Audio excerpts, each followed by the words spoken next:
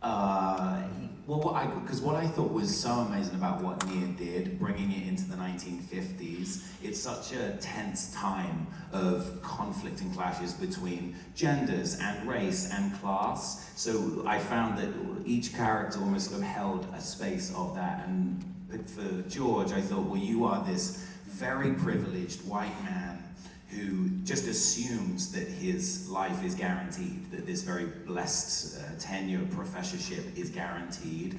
What's amazing with what Ibsen does and what Nia did even more with this is to challenge all these characters with that. And what I loved so much about playing George was, as you say, he's trying to control this wife. He's like, wait, you're my wife now, you wanted this, I'm giving you what you want, do the wife thing, I'm gonna do this. And he's just challenged by these amazing women, which in of itself is a challenge for him, you know what I mean? That even, why am I envious of this woman? One of my favorite scenes that I got to play was with Nina when finally George kind of expresses himself. And the way he expresses himself was going, how do I like get a reins on this woman? How can I control this woman? What a crazy ass question to ask someone that you were sort of like housewarming party.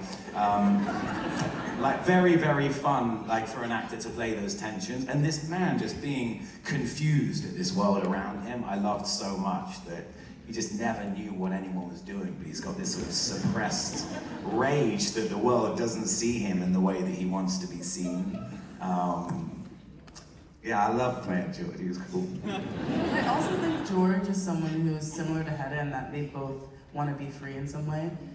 His pathway, he thinks is being super ambitious. Like, super ambitious, I'll get this thing, I'll be powerful, I'll be free, which is, as I hope we all know, is not the way you free yourself.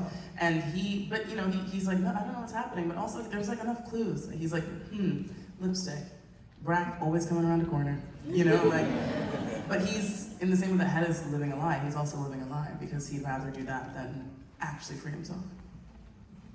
And as for the judge, I mean, there's an affinity between, you know, Brack and Hedda. They're both people of color in this world that they've had to really kind of struggle to get to. He had to, in my head anyway, he had to really fight to get to being a judge in the 1950s. So then, you know, he was played with, he didn't have the power, and he's in this power position, he's manipulating everybody else around him. He's really not a good friend to George. Because I wouldn't want my friends to behave like that. We said that this movie really should be called Poor George. And you know, he wants what's the biggest challenge? It's to try and control Hedda, try and play with her, but he cannot win. You know, he wants to be able to control everything around him, and he does as much as he can through George via Hedda in the background, but he just cannot get a grasp on this woman. And again, you know, back in that time where, you know, men had the autonomy and, you know, women were second-class citizens sort of thing. He wanted to be able to push that forward. He couldn't do it. You know, she beat him at that game. I mean, no one can control Hedda. Hedda can't even control herself. No one can understand Hedda. Hedda can't understand herself. And I think that to me, the fact that for over 100 years, everyone either has a very different interpretation or is like, have the foggiest idea, which I think is the most honest version of that. But I think like if all of us thought back to even yesterday, we all have done something we don't know why we did it. You know, or like for me, like, you know, a week before this, I couldn't sleep. I was like, why can't I sleep? What's going on? I was like, oh, I'm nervous for this.